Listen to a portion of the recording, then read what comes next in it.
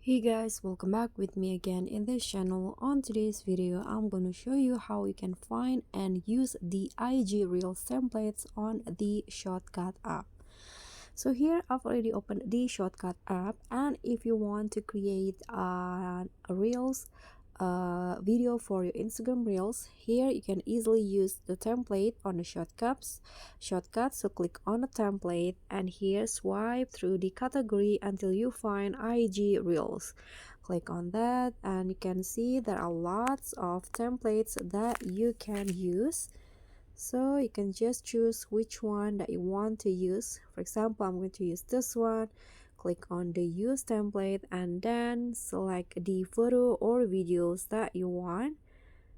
Okay, I'm going to just use a photo.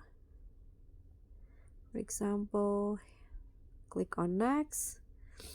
Then you are done and you can just click on export to and then upload it to your Instagram account.